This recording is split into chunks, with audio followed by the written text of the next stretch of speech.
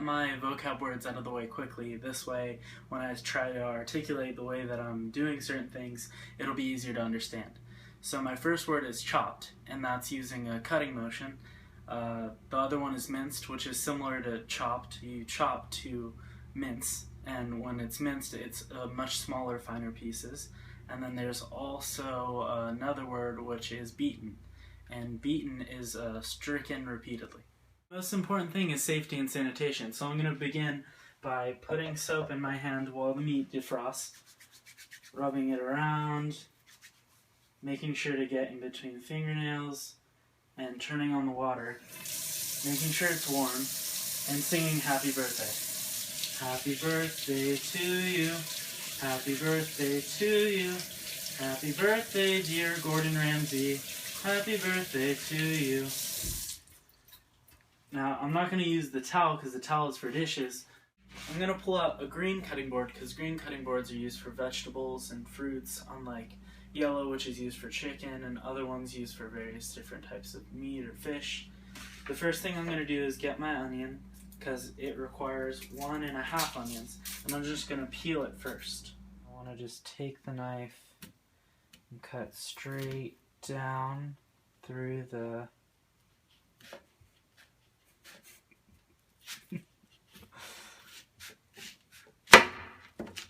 perfect. And then I just want to make lines, use them as stencils, put them all the way down without cutting the root, because if the root is cut, then it'll all fall apart. Choke up on the knife a little bit.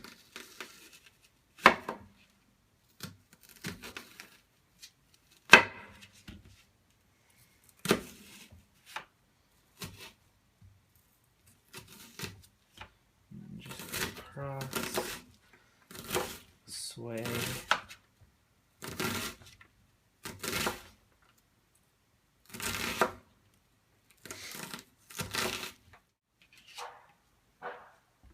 the onion has to be chopped finely. I have to go back and continue swaying, choking up on the knife, and again holding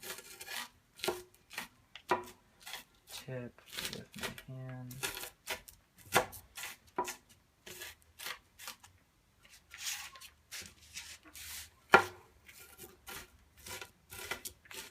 If you start getting teary-eyed, just take a step back from the knife. This way you don't accidentally cut anything that's not supposed to be cut.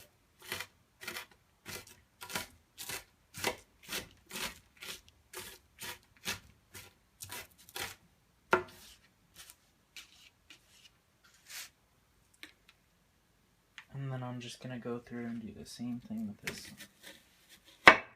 This recipe calls for 1 finely chopped celery. So what I'm going to do is go along the ridges right here where the lines are and just make a little stencil. It's important to have a very sharp knife. This way it's less dangerous, because if it's more dull, it can actually cause a lot more harm due to making it stronger but not doing it more accurately. And then choke up on the knife with the thumb and an index finger and rock back and forth.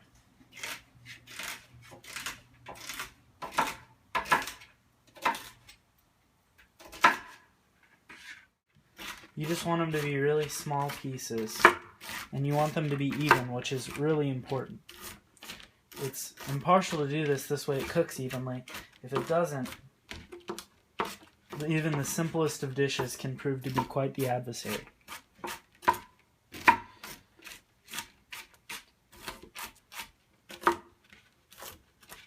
When moving it, I wouldn't recommend using the knife either, because that'll dull over time. I would recommend using either a hand or a knife guard, which I don't have. But if I had the proper apparatuses, I promise I would use them.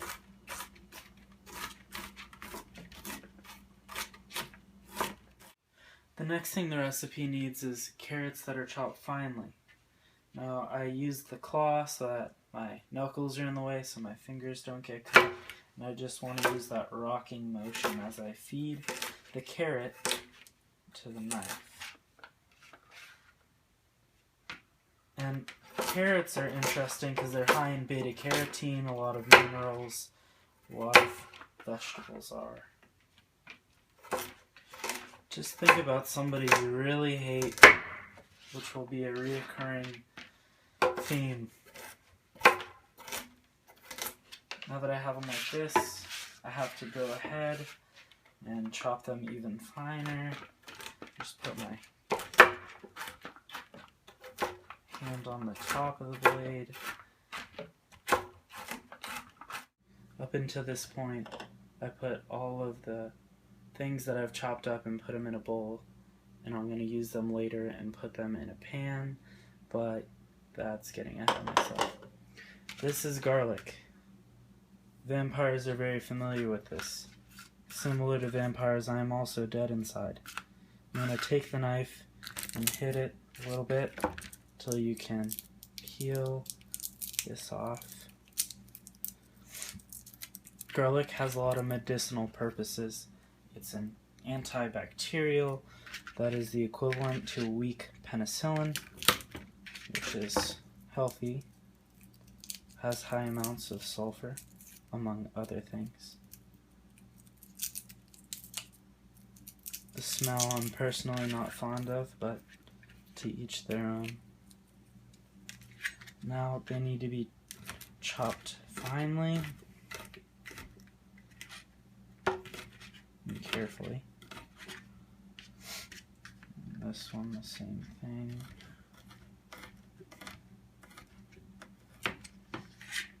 And then again.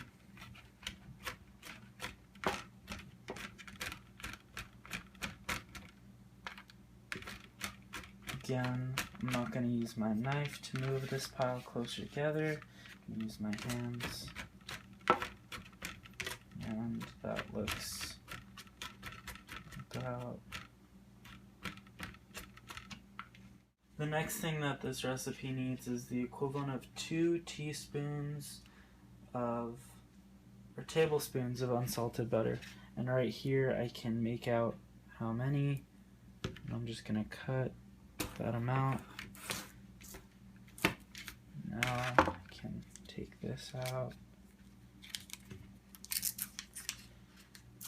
get the plastic off, and then come over to this. And this is also really good to show that this is a hazard if anybody's walking by, especially small kids.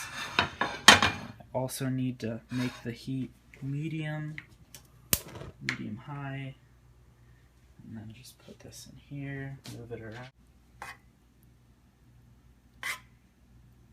This butter sit for about 5 minutes. It's good, ready. So next thing I'm gonna do is put these inside the oven. Pot. And just stir them for a little bit. But while I do this, I'm also going to multitask and preheat the oven to 350 degrees and start to stir.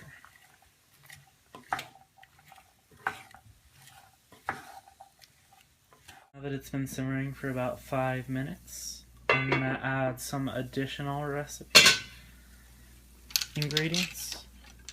I need 2 teaspoons of salt. I'm not going to compact it.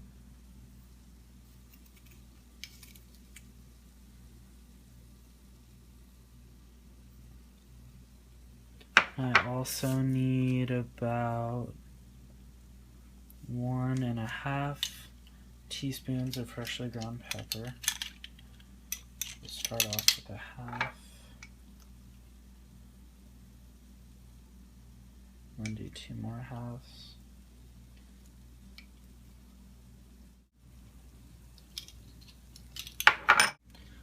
I need 2 teaspoons of Worcestershire sauce or something.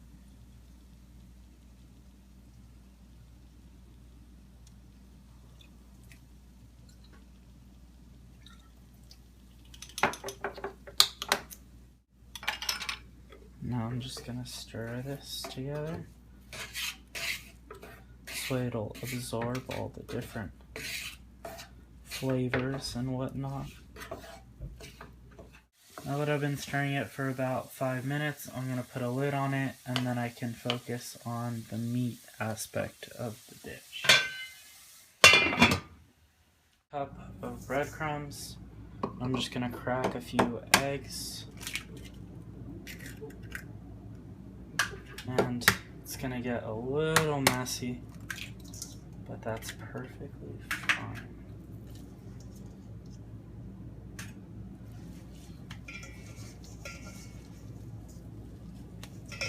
Just want to mix it around till you don't know what is what,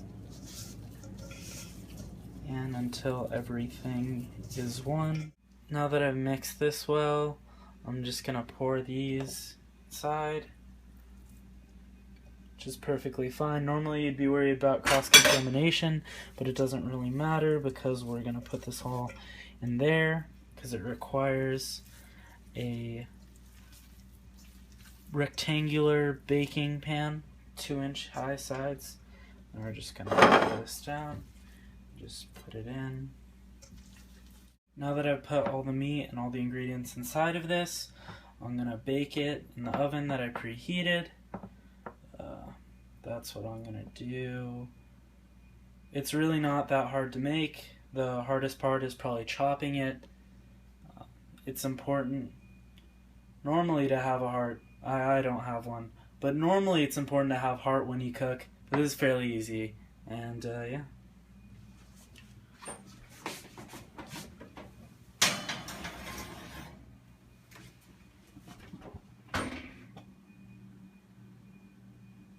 Goodbye.